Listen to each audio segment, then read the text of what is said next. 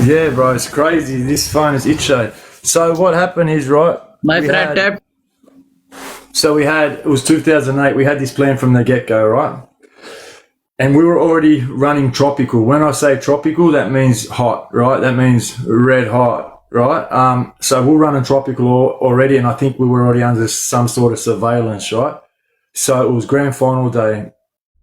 It was grand final day, Manly versus Melbourne, and we had this club lined up, all right?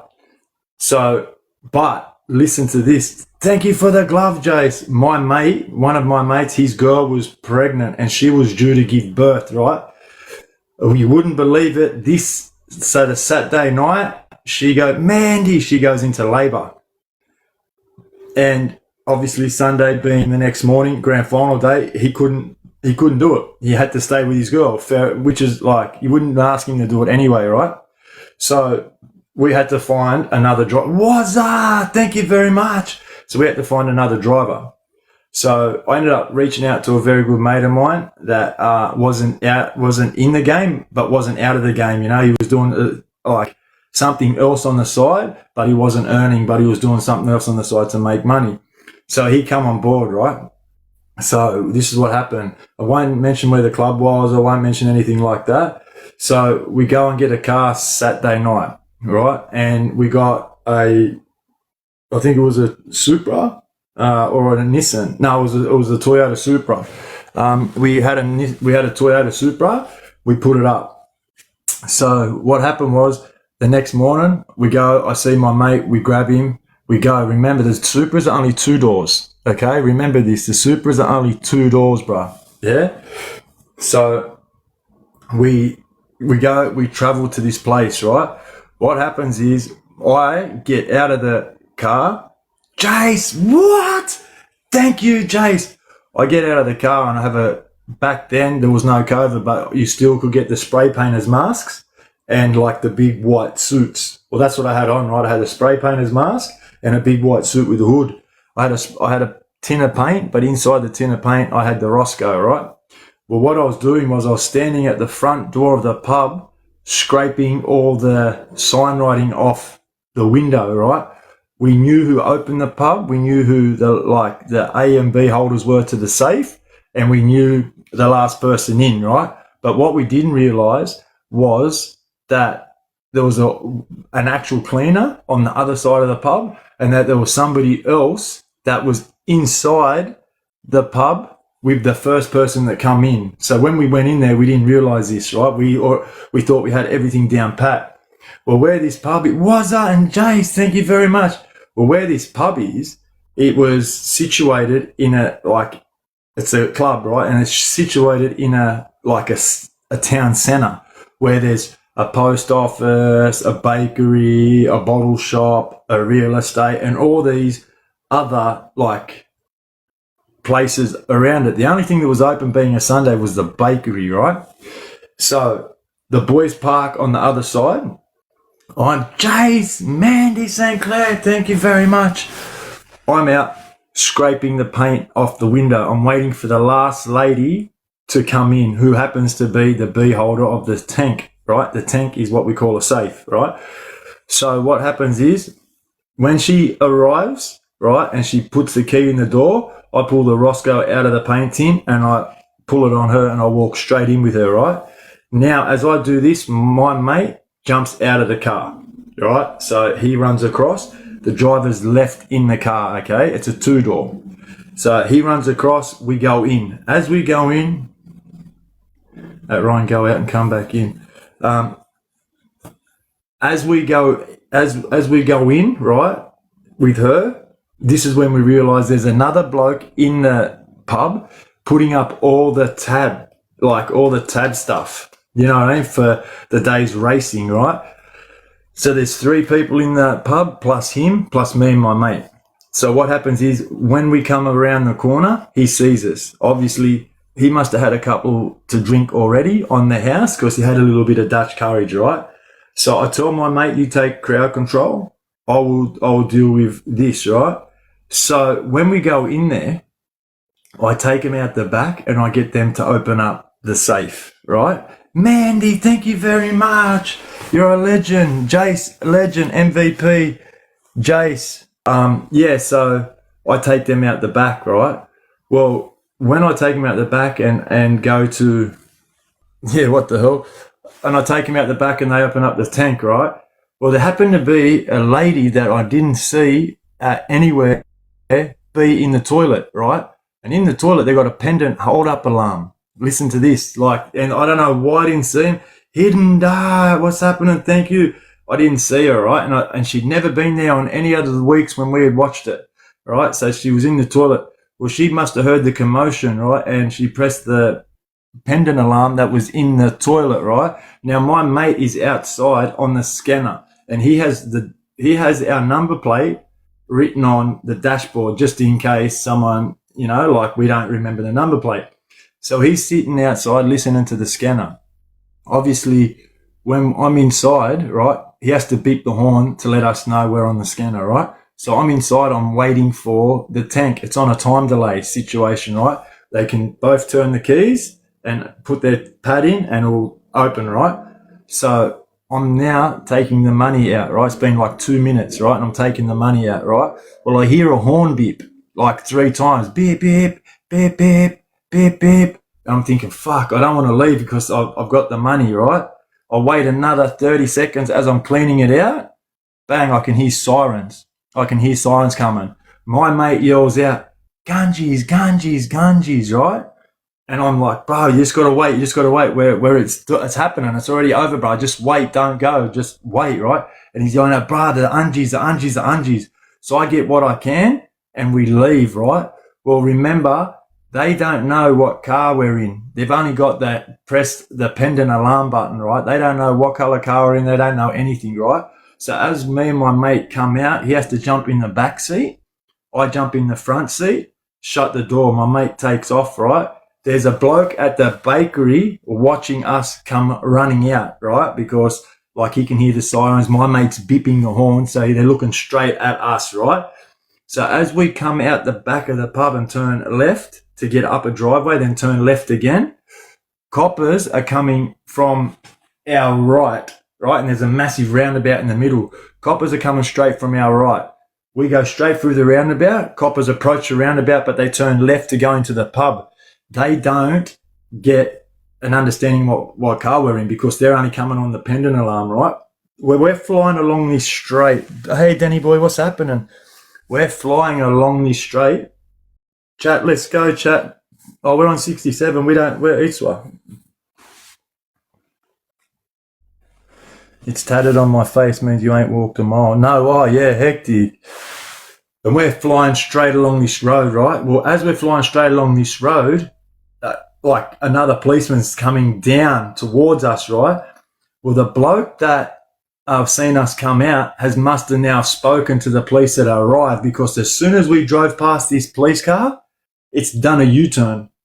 Within 5-6 seconds, bro, it's pulled its brakes up, done a U-turn, and started tramping straight behind us, right? And it's now on, right? It's now on, bro. Well, when I've got a tropical car, I've always got a pop top bottle with me. Always. I've always got a pop top bottle, so you can always get rid of whatever you need to get rid of, right? So I'm saying to my mate, yeah, we did. I'll tell you at the end, right? I'm saying to my mate, just get us to this estate and I'll do the rest. Just get us to this estate and I'll do the rest, bro. We'll be sweet. We'll be sweet. But listen to this. So now we're flying along this road and they're radioing on through, right? So they're starting to join every couple of blocks. We're on a highway or on a straight, right? So they're starting to join every couple of blocks, right? They're not gaining and we're not blowing them. Triggz, how are we, Triggz? Thank you very much for joining. Listen, chat. Bang! Triggz is in the chat. Triggz, listen, real quick, my brother. I hope you've had a blessed day. I've been watching everything you do. We need to battle one day. Please put 100 in the chat right now, Triggz, when we can have a quick battle. I know that you'll take my win streak, and I'm fine with that. But I would love to battle my brother that I used to play chess with. Triggz and I used to play chess when we were at Kempsey. It's 1-1. We still have to play the third game, but he was in E-Pod. I was in D-Pod as a delegate, and I used to come across and see my Coey, Phil Jarrett, at the time, and Triggz was there. So we used to play chess before he would train. So Triggz, if you're still in the chat, throw 100 in there, and we will get that third game of chess in, and we'll also get a battle in. Yeah, it'll be hectic. It'll be hectic. Triggz and I have done a lot together in prison. Like, Triggz and I, we're very, very close, but I'm very close to his brother, Henza. Henza and I were a lot closer than Triggz and I. Triggz and I were still very close, but Henza and I lived in the same wing. We trained together. We ate together. Trigg's mum used to visit me at Kempsey on a Waitangi day. Triggz and Henza, they invited me as a guest to Waitangi Day. If you don't know what Waitangi Day is, it's an Islander day that is held in Kempsey, and or held in any correctional centre that celebrates the heritage of Islanders, Maoris, Maltese, and all sorts of, like, the Islander experience, the Islander Day, just as like we have NAIDOC, and just as like you have, he's a class act, bro, yeah. Just like we have NAIDOC Day and whatnot. So anyways, Triggz and Henza invited me as a special guest, right? Now, it was an Islander day. There was nobody else invited. I was the only non-Islander that was invited, and I was invited by Triggz and Henza. Well, they could have visitors this day, right? They organised the day, and it was their whole day, right? So they had organised visitors. So I didn't feel left out. Triggz had his mum, his dad, and sister at the time come and visit me. Never give up. Like, is that not crazy? Triggz had his mum and dad and sister sit with me on a visit while he had a visit with his family as well. Let's go, team. And so I didn't feel left out on Waitangi Day. Like, that, to me, that was like more than a brother. Yeah. So, well, on that visit, it happened. Oh, did it? Yeah. Well, on that visit, Trigg's mum told me a story. And the story was, I learned after this that it was a story in the Bible, in the Christian Bible. It was about a fisherman, right? I'd never heard this story before, but it was a story about a fisherman. And Trigg's mum and Henza's mum told me, if you hang with a fisherman, right, you only eat when the fisherman eats, right? If you learn how to fish, you will always have an opportunity to eat. And I was like, bro, like, I never heard that story before. Like, and she told it to me in depth. Like, she told me the whole background of that story, right? That story stayed with me right up until today. And from there on in, I get now the meaning of that story. Like, if you hang with a group and you depend on other people, you only eat when they eat, make money when they make money, or only succeed when they succeed. If you learn to be your own person and you learn to do certain things on your own, you will always have the opportunity to shine. So that's what I've done ever since then. And that's one of the main reasons of getting out of prison and starting this whole journey. Like, I left on that conversation, I left my old area, I left my old mates, I left people that used to bring me down where I thought they used to lift me up. And to have like that insight then, and to be able to put it into fruition now, I owe that to Trigg's mum. Do you know, like, I owe that to her, and she only visited me, like I said, so I did not feel out of place because everyone else had a visit there. Everybody else was involved with their family. I was the only person that wasn't Islander, was the only person that had been invited by Triggz and Henry, and they made me feel like part of their family that day. I actually felt like I was, yeah, that's mad, bro. Mob wife, thank you very much, 100%. Yeah, shout out to Trigg's mum.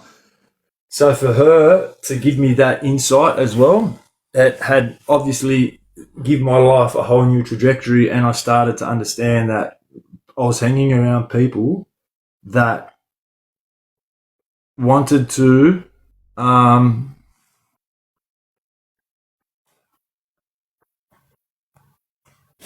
wanted to hold me back and not lift me up. But I used to think they were trying to lift me up when they were really holding me back. Do you know what I mean? Like, it was crazy. So anyways, that's the story of how I met Triggz' mum. Let's continue with the story, right? We'll add one live goal here. Let's see if we can add a quick live goal chat to push for A-Leagues.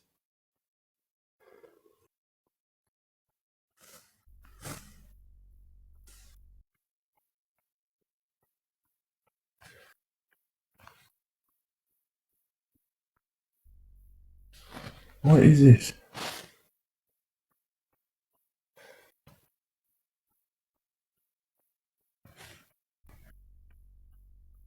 No.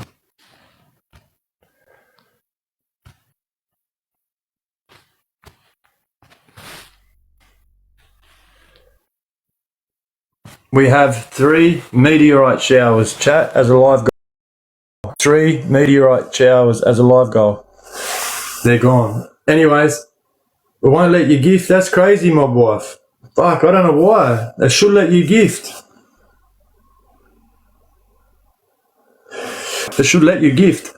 So anyways, we're getting chased and the police start to join, right? They join. So get us to this one area, and I'll get us away. I know where to go through the back streets on foot. You just need to get us to this area, right? Happy Friday, cuz. Well, I tell my Coey, who's in the back seat, to jump over in the front seat with us, right? So now there's 3 of us in the front seat. We're doing like 140, 150. Oh, what? You can't gift for 1 week? That's crazy. Wonder what you did. No way. That's crazy. He jumps over into the front seat, right? I lean back into the back seat and I rip the back seat with a blade, with a knife, right? We're now getting into this estate area, right? And we're still on like a main road, but we're coming over this hill and we're coming into this estate area. It's all housing commission there. It's a whole housing commission estate. And it's in one big circle. Hello. How are you, my friend? Yeah, I'm good, mate. How are you? Okay, my friend. Are you back? Okay. Okay. Okay, my friend. Okay, battle. Okay. Yeah, I accept. Yeah. Okay. Yeah, so we get to this area, right? I light the back seat up. Well, as soon as we come over this hill and we come into this housing commission estate, a policeman's coming from our left and we're just pulling into where we need to stop, where the housing commission estate meets all this bushland, right?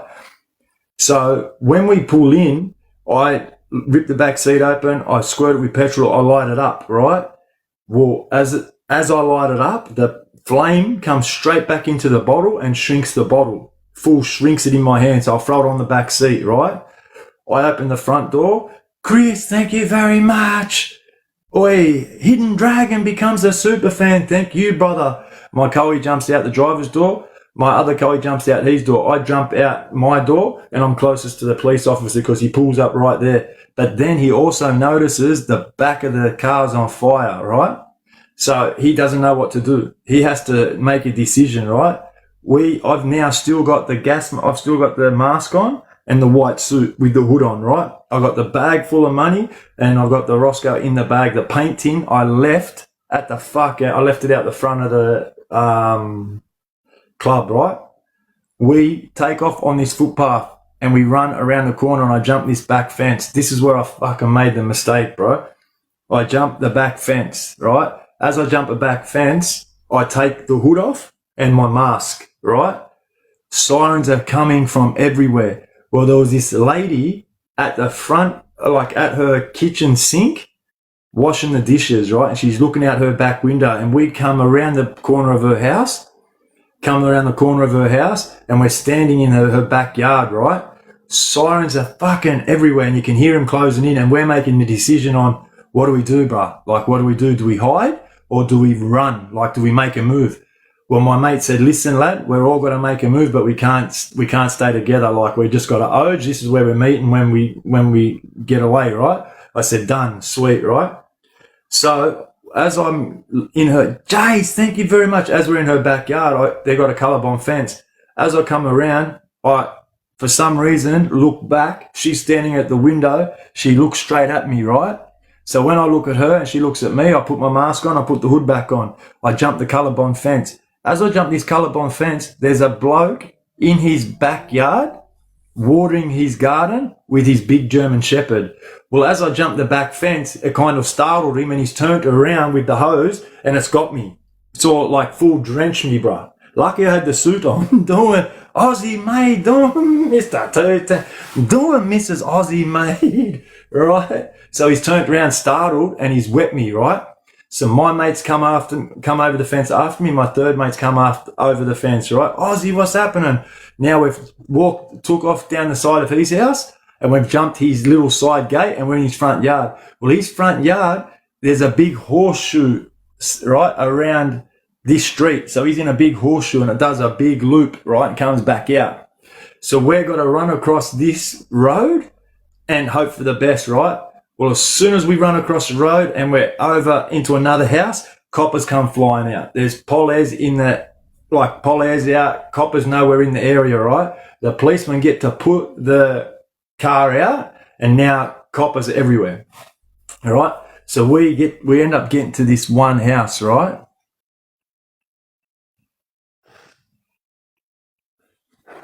We end up getting to this one house, and we decide to sit. Listen to this. This is how we get pinched later. And we decide to sit, right? So we sit there for like 3-4 hours. We end up getting a taxi, right? Well, in the car, some of the boys had left some of their stuff behind, right? Like glove, hat, like just stupid shit, right? In the process of getting out and running, right? The baton that he used and a big axe handle that my Coe used, a big axe handle. And they've left it, right? So we end up getting a taxi and we get out, right? So we get away. We get $200,000 from that pub that day, right? That club, because it's all the ATMs, all the tabs, everything was set up for the grand final day, right? Well, obviously, after grand final, later on in the year, there's a big horse race, all right? So we think we're going to do the tab, right? We're going to do the tab. Now, when they search this car, the first car that we get, there's all these armed robberies that have been happening in the area. Jace, MVP, Jace, Chris, and Hidden Dragon. Thank you very much. All in the book. Jace, you got 1, 2, 3, 4, 5, 6, 7, 8, 9, 10, 11, 12. This is your 13th MVP. I think I'm just going to give Jace a shirt and a mug of his choice. I think I'll just give Jason a shirt, mug of your choice. You send me an inbox, Jace, on what one you want, and I'll put it in your parcel, bro. Like, you're doing this on your own. And Wazza, thank you very much, chat. Oi, chat, we have a win streak, but let's not lose it. And we've got a live goal, 3 meteorites. Let's Oge. Yeah, thank you, Triples, thank you.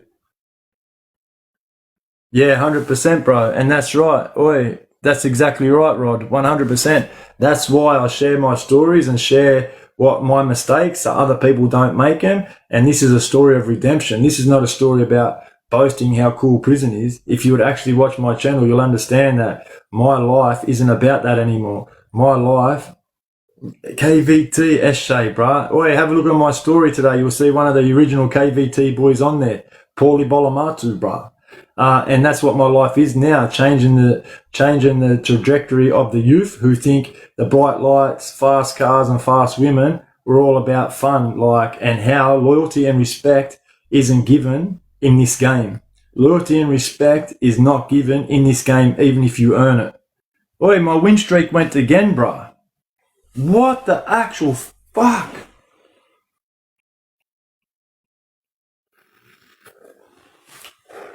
what's going on? I'll be on 70. My win streak would be 70 now. So anyways, we plan on doing this tab, right? So remember, the police have been investigating these armed robberies. Once they find the car that we lit up the first time, they investigate it. Get the recording low. Yeah, I will. Yeah, your phone. It's my phone. Yeah, no, I think because he ended early. But anyways, so we end up stealing. The night before the tab, we get a VN, right? Well, back in the day, you used to have to leave the reds on and come back. No way, Triple. You had to come back, leave it on for an hour, come back, right? So we do that. We get it. It's a 5 litre with a 305 in it, and we park it up. Well, the next morning, when we go to start it, it's got a flat battery, so we have to get it jump started, right? So we're on our way to do this abte. Now, we have to go and get petrol. So when we pull into the service station, my mate's about to turn the car off and I freak out and I say, listen, bro, don't turn it off in case the battery's flat. We won't be able to get it back on and we're stuck in here with a hottie and a flat battery. No, don't do it, right? So he leaves it running. Now we've got no petrol in the car, right?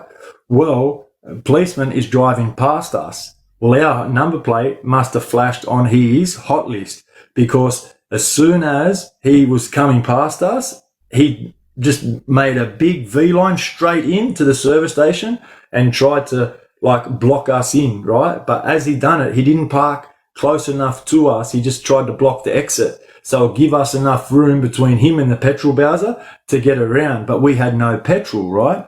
So what happened was when we drove around him and tramped it, the car died. So we had to park in a driveway and get out and run. Well, when we got out and ran, I left a bag in the car full of change of clothes for what we're going to do, right? So I had masseurs, I had a beach towel, I had all these other, and a change of clothes to get into, and bang. Well, when, ballsy, thank you. Well, when that car died, I jumped out and left it in the car, right? So we end up getting away. I break into a house, we stay there, we ring a taxi, right? Well, when I ring the taxi, it says pickup address, right? So when we get chased out, when we get out of this car, the police pull straight up behind us, right? Now, like the first chase, we get out and run, right? Well, he stays with the car. He doesn't want us to jump a fence, run around and jump back in the car. He doesn't know that it's ran out of petrol, right? So he sits with the car. Well, as he's sitting with the car, he has a quick search of the vehicle. I left the bag in there. There's balaclava in there. There's everything in there, right? So they know that all these armed robberies have been going on in this area. So when he radios through, he says, listen, I've got the people that's been doing all these armed robberies. I've got them. I just chased a vehicle. They're parked in a driveway. They've jumped out and ran. They've left certain stuff in here. It's them. There was a cattle prod taser in there. There was a taser. There was zip ties. There was stuff in there that they knew was either for a kidnapping or an armed robbery or both, right? So coppers come flying stupid, right? Everywhere. So we end up breaking into this house, right? And again, we call a taxi. Well, when the taxi says pickup address, I couldn't find an address anywhere in the house. I couldn't find a bill, a letter, anything, right? So we're like, how the fuck? Thank you very much, bro. Oh, fuck, what are we going to do? What do we do, bro? How do we get out of here? So anyways, what happens is, fear lost with the repost. What happens is, my mate says, bruh, do we get out and go and have a look or do we just take our chances? And I said, bruh, it's up to you, So my mate goes and has a look at the front mailbox and finds out the number and the street. I ring the taxi. The taxi comes, picks us up, right? We don't get to do the sticker, but they get all the stuff out of the car, right? Now they've been investigating for 4 or 5 months. And this is where there's a law called coincidence and tendency. There's a law called coincidence and tendency law. And this is how we got done by the coincidence and tendency law, right? So they've got the first armed robbery, the second armed robbery, 3 or 4 more armed robberies happened before this. 2 banks, right? 1 club and 1 cash in transit van, right? All similar styles, all similar MO, guns and cars, all high performance vehicles, right? Same height, same keywords. This is where coincidence and tendency law is very, very dangerous. So what happens is they do their investigation. Now they get the DNA out of the car. Yeah, bro, 100%.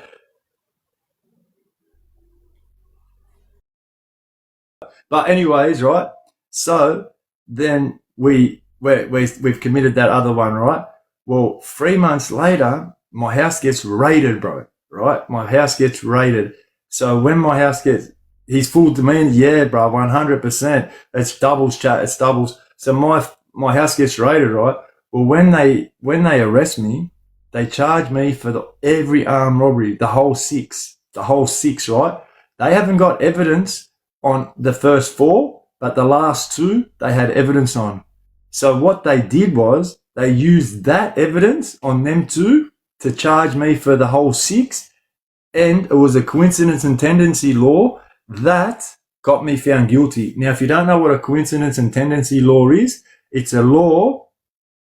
Yeah, just pulled 13 tags on him. It's a law where they only need evidence on one case or one event, and they can run a trial for the whole 6, and they don't need to prove that you've done the other 5. All they need to prove is that you've done the 1, and they can use that in the other 5 cases, because what they're saying is it's too much of a coincidence.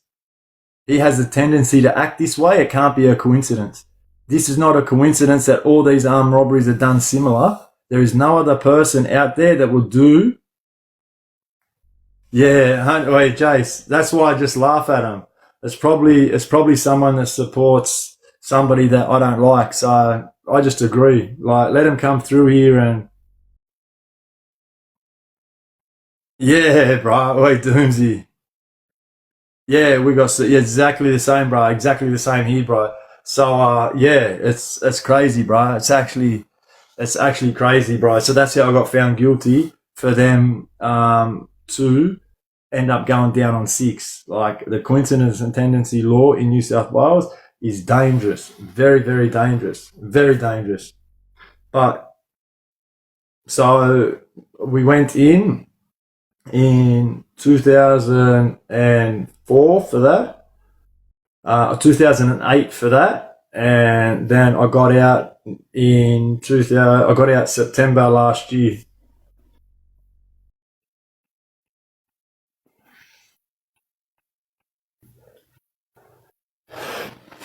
Jason MVP again. Bang! All day. Doomsy's 10, so did I. He blocked me. No way. Yeah, exactly right, Dwayne. Yeah. LOL 210 takeover. I love it. Yeah, for sure, bro. Triples, for sure. Inbox me after. And a murder. Yeah. So there was a murder that took place when we were trying to steal a car. Yeah, and yeah. Oh, I would 100%. I would have seen you for sure. 100%, bro. I was the Aboriginal delegate there. See you, mate. One sec. Listen to this. This is because of Jason was there, right? Bruh, we're in the top 20%, right? We're in the top 20%, so we'll get one fragment. And we'll get one fragment, and then if I push a little bit tomorrow and get one more fragment, we'll be in A-League 2. Triples, thank you for the follow, bruh.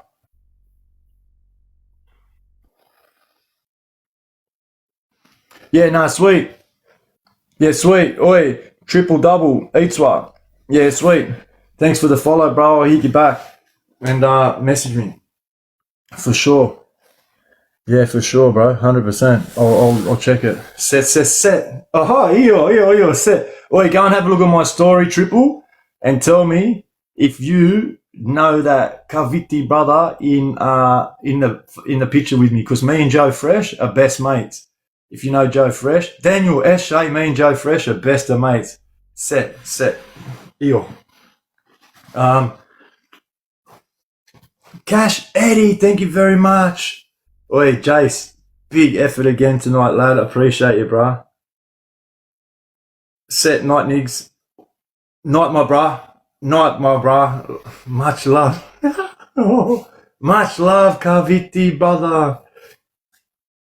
Oi, good night, Chris. Love you too, my man. Thank you for coming back through.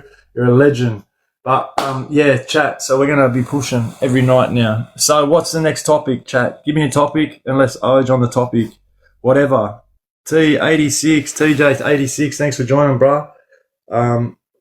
What's the topic? Tanea, thank you. Daniel S.A. Johnny Syndicate, thank you, that Johnny. Oh, years I was down Goulburn. Bruh. Painting trains, yeah, I've done heaps of face panels, side panels, done heaps, bruh.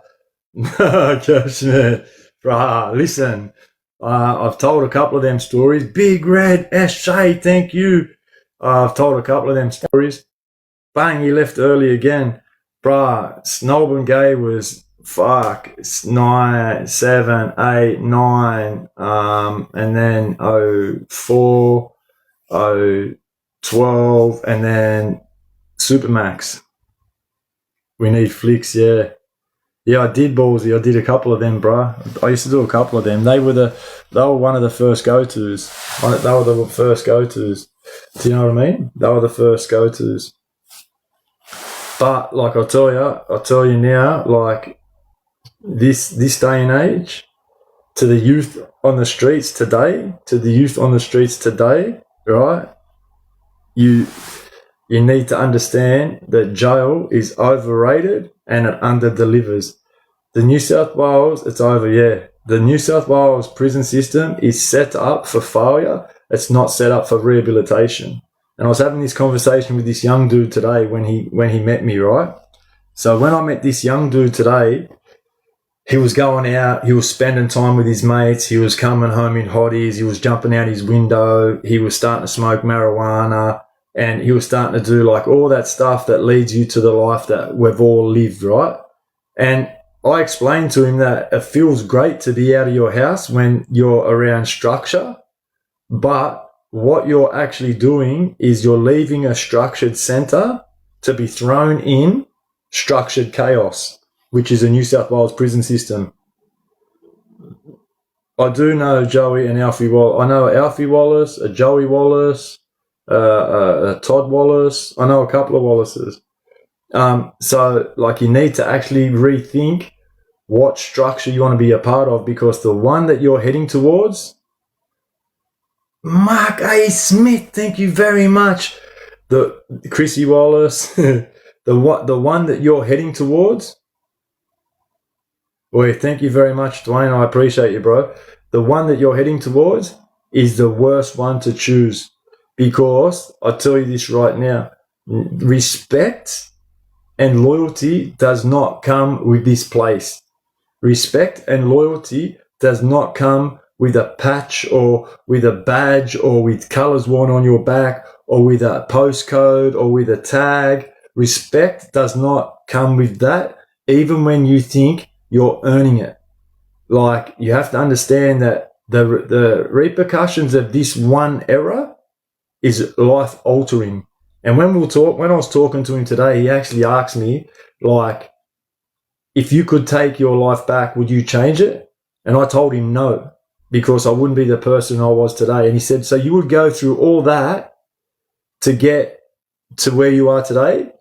And I was honest with him. I said, listen, I wouldn't change anything along the way, because if I did, I might not have met my girl, I might not have had my kids, I might not have achieved other things in my life. I regret the decisions I made along my way, but I wouldn't change what I've done, because I appreciate now who I've become.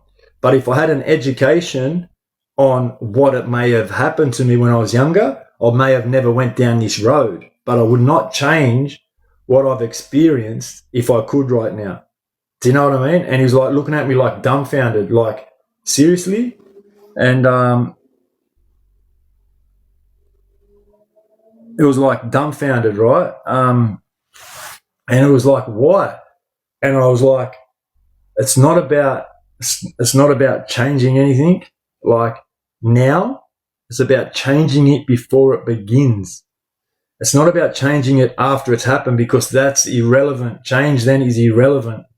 Then you're changing so something else doesn't happen. And when I said that to him, it was like, what? Like, I knew then that what I was actually saying to this young teenager was actually like making sense on his level. Do you know, like, and his dad did not talk. His dad did not say one word. It was just me, him and his son, and him and his son, and like his son and I were just conversing like we were mates, but his son was like hanging on every word that I was speaking on. And it was humbling, bro. It was like, bruh, what the actual, you know, like this kid is actually taking everything in that I'm saying, you know.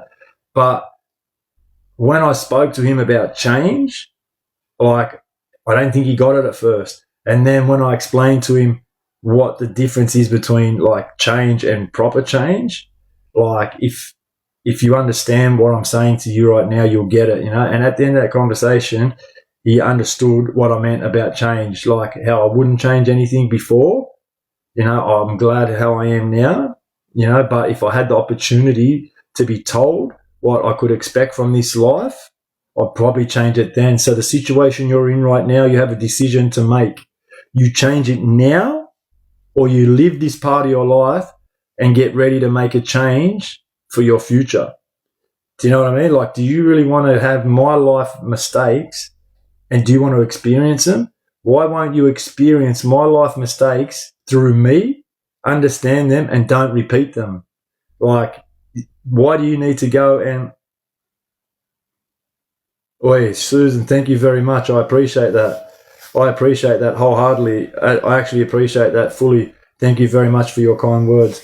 And when I said that to him, I could see that he's like, he was sitting there thinking. He was actually thinking, you know. And I didn't want to, right? And I told him, I said, listen, I said, do not like idolize me.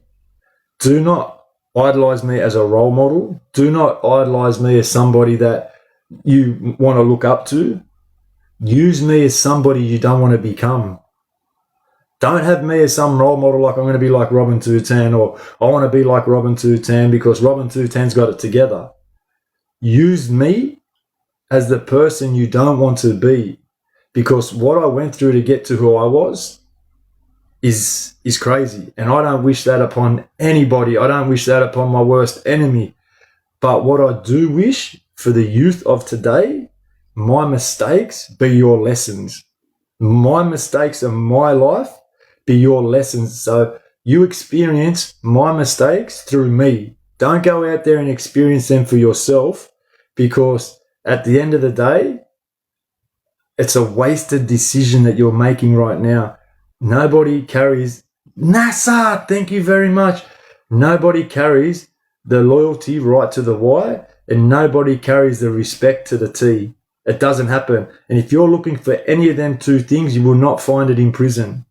You will just not find it.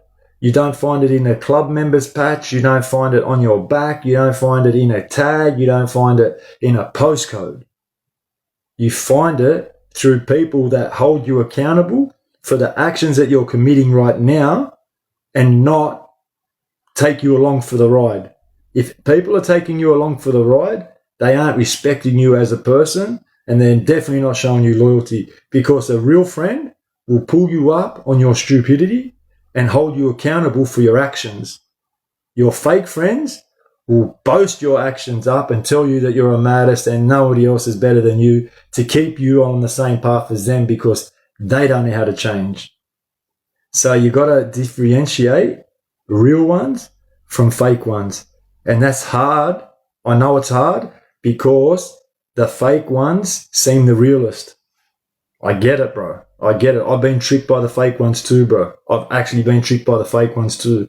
And the real ones seem like the angry ones, or the ones that don't care, or the ones that are, they're just trying to tell me what to do. But them ones, they're the real ones, bro, because they don't want you or anybody that they care for to go down a path that they can see. It's crazy and it's hard to work out when you're a teenager and you got all these other things going on in your body, like your hormones and women and like testosterone and all this other crazy shit that's going on in your mind, yet you want to work out where you want to be in life. I get it. It's crazy because I went through it as well. Like at one stage, I was you. And that's the thing. At one stage, I was you, bro. And I didn't have somebody that was behind me to say, listen, bro, you're acting like a fool. I had no role models. My role models were the fake ones. Remember what I just said about fake ones? Well, they were my role models. They sold me a dream, or they sold me the world, bro, and give me an atlas. Like literally, they sold me the world and give me an atlas. An atlas in a book is useless, bro. But that's what they sold me, bro. And this is what I'm trying to steer you away from. Simple fact is, it's a mug's game, and there is no growth in prison. There is no winners in prison, brother. There's no winners. Every one of us are a loser, and everybody that goes to jail gets out and thinks that they're winners is crazy. It's crazy. It's crazy. Because I'll tell you what jail does. This is what jail does, right? It will take things from you that you never knew you had until they're gone. Everybody looks at their freedom as their biggest thing they lost. And I spoke on this before. Everybody looks at time as their biggest thing they lost. Yes, I get it. You can't get time back. I get it, right? I understand that you will never ever get that 10 days, that 6 years, that 12 months. I get that. You'll never get that back.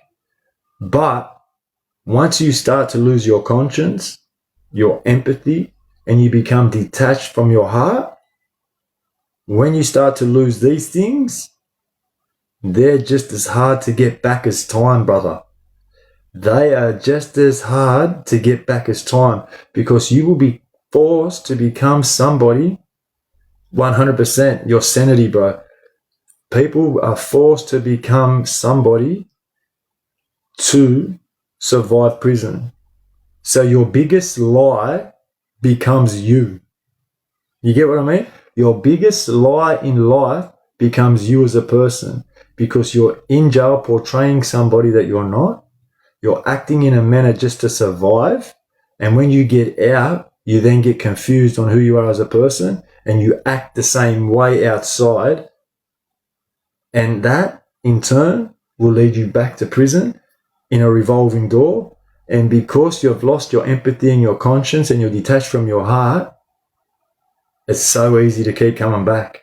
It's just so easy, because when you lose your mind or your heart or your compassion or your, like, everything that makes you human, once you lose that, there's nothing left to you, bro. There's nothing left to you. Like, you are what people see, and that's it, because there's nothing inside you anymore, bro. You're gone. You're gone. You'll use drugs to numb the pain that you feel, right? You'll inflict violence upon other people to feel better about yourself. Like, is this the life that intrigues you and interests you and makes you want to get up every morning? Like, seriously, think about it. Is this the life that you want to lead? Having no emotional connection to anybody, not even yourself, bro. Like, and I experienced this. I experienced this to a point where my only form of communication was violence, and I become a very good communicator with violence. But I had no empathy for people. I had no compassion for people. I had no conscience for people. I had a detached heart. I was angry all the time. I was never, ever comfortable as who I was, because I was always acting to be somebody else. And then I forgot who I was. So then you get released from prison and you become somebody you're not. And then you're asked to make a new life for yourself. You meet a girlfriend, right? And you're out, you meet this beautiful wife or this beautiful girl, and you want to settle down. But you got no compassion, you got no heart, you got no soul, you got no empathy. And this girl's asking you to show love. You've been in prison that long, you forget how to love. You forget how to show compassion. You forget to show, empathy, or you just forget what the emotion love actually feels like because you've never been one to be shown love, and in prison you've never been given love, or it's been your whole life outside the same way. Yeah, 100%, Danny boy, 100%. But then this actually ruins like relationships. Jail ruins relationships. It ruins like, how are we, mate? Thank you, brother. Better. Yeah, so, and then to get out and find who you are as a person and not knowing who you are as a person is very confusing. I spoke on this before, right? And like it hit hard. It hit really, really hard when I first spoke about it. But like jail took everything from me. I lost my partner. She died when I was in jail. I lost my kids when I was in jail. They disown me. They don't want to know who I am as a person. They don't call me dad. They call me by my first name. My oldest daughter doesn't want to know me anymore. My youngest three, they're with my sister, and they're starting to come around slowly. And like this is what jail took from me, bro. This is what jail took from me. And every morning, I wake up and hate myself, bro. Like, yeah, it's fucked because I put somebody else through that selfishly, not knowing what my actions were doing to other people because I lost my empathy for them. I lost my emotions for them, bro. I love you too, Matty. But do you know what I mean? I lost how to love. It was easier to have an argument and walk away than it was to open my arms up and cuddle somebody. Do you get what I'm saying? Like, it was easier to have an argument and walk away than it was to open my arms up and cuddle somebody and say sorry. Scoot McGoot, what's happening? Like how crazy is that? And that's what you want to get from prison. This is what life you want to live. Like, this is what you want to become as a person. Like,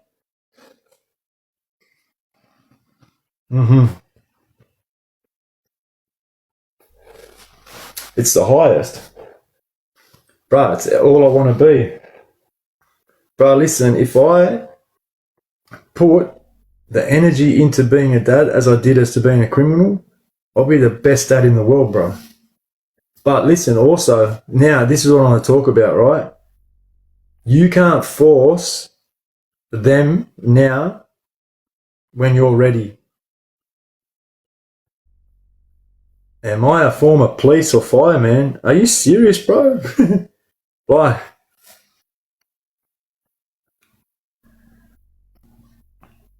One sec. How do I pin that?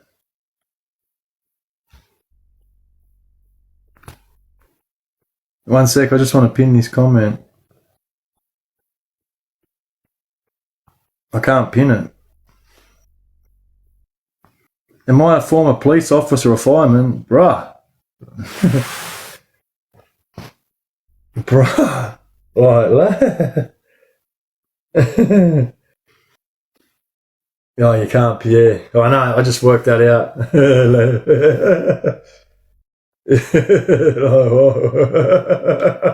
What the fuck, lad? Like, wow. But, you can't change the past to get back to things you lost, but all you can do is learn from it and do better. 100%, Mark A. Smith. No, wait, bro.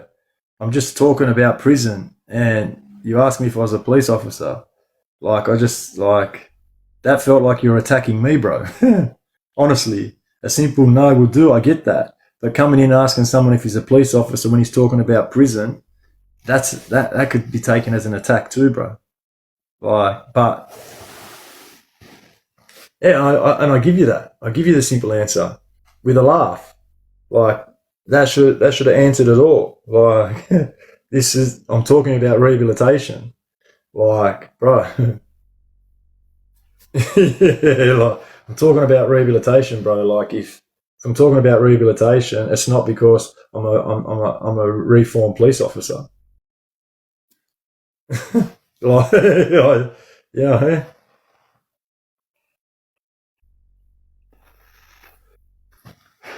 But yeah, so when you change, you can't expect people to be ready. That's what I'm saying. That's exactly what I'm saying. So when you make the decision to change, and this is what I said to this young fella today, when you make the decision to change, you can't expect people to be ready with open arms to change, right? He's lucky that he hasn't caused or inflicted the pain that I had caused and inflicted, because once you cause that much pain on people, it gets harder for them to accept your change, because they want to know how long it's going to be like that for, or how long are you going to remain this person, or how long are you going to be, do you know what I mean? Like, so it's the harder it is to accept. No, oh, wait, what about this bloke? What about this bloke, chat? Remember this bloke? Remember this bloke, chat? Remember this fool? You remember this one? Yeah. Remember? Yeah.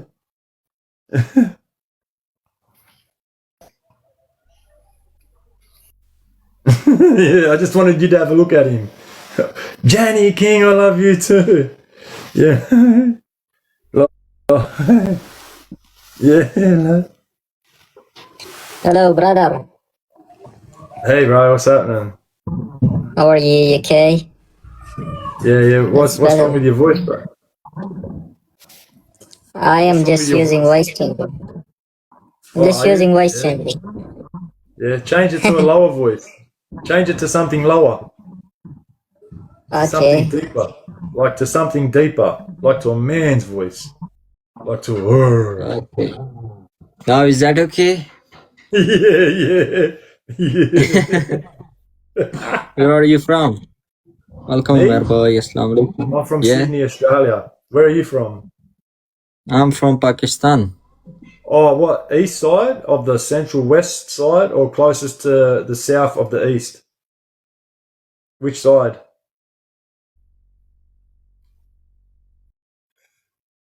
So are you central to the western side of the east, or more southern of the north side?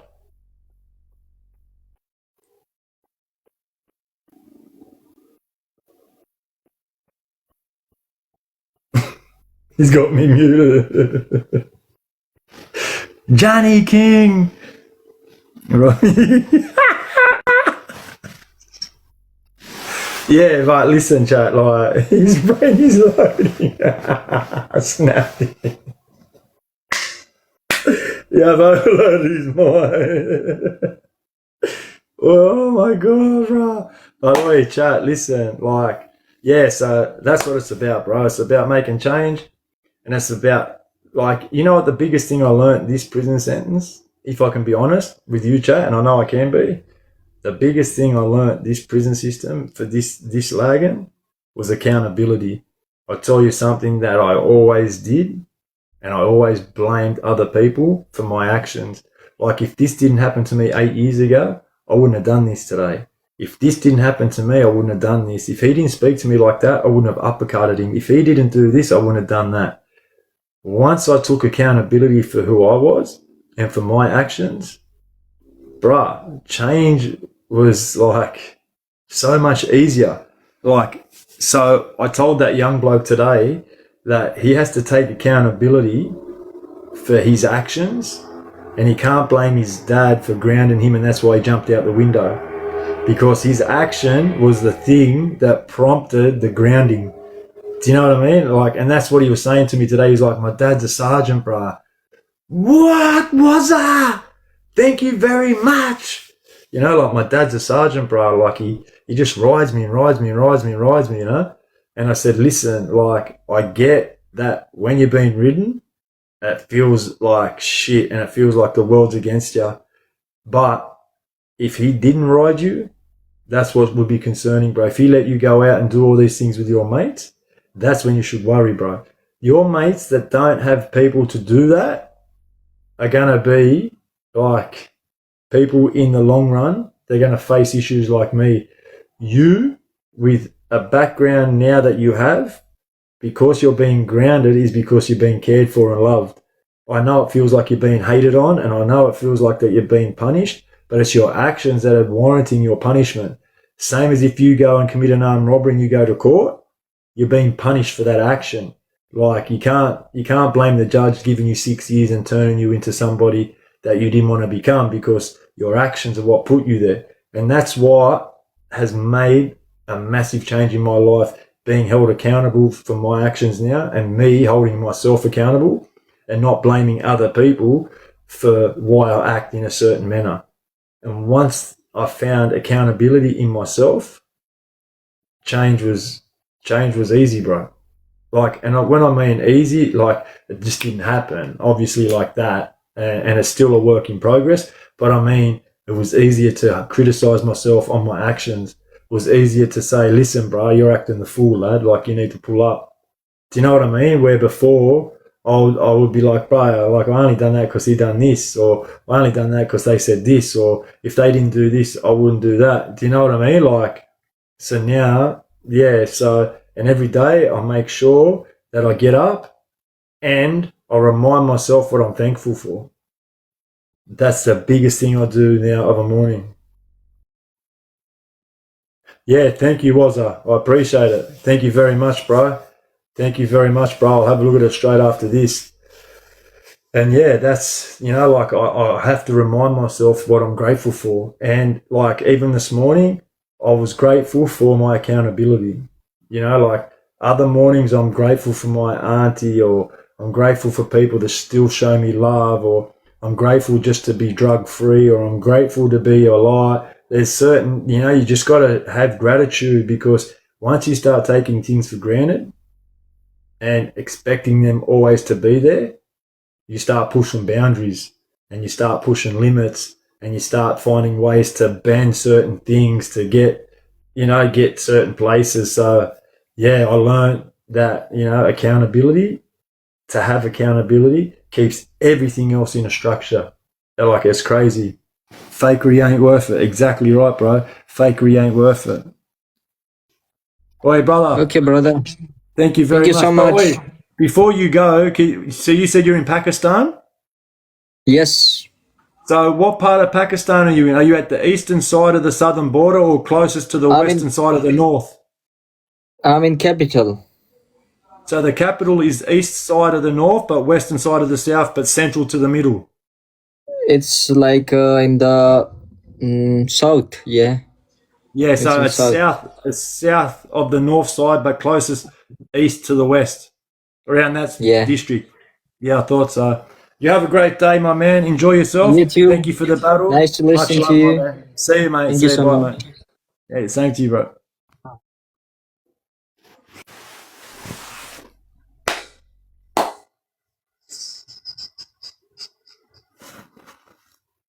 We're so alive, chat. But oi, chat, listen. It's been a massive day for me, chat. I got on a little bit early. What was that? That was a shock at a dribble. But oi, chat, I love yous. What, Benji? Bang.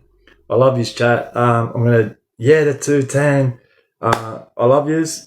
And you know what it is with the ROBIN210. Get over to ROBIN210official.com. Grab yourself some clothes. We ain't a gang. We're a family. If you ain't tapping, you're lacking. If you ain't talking, you're just talking. If you're down, hang around. If not, what the fuck you watch for, lad?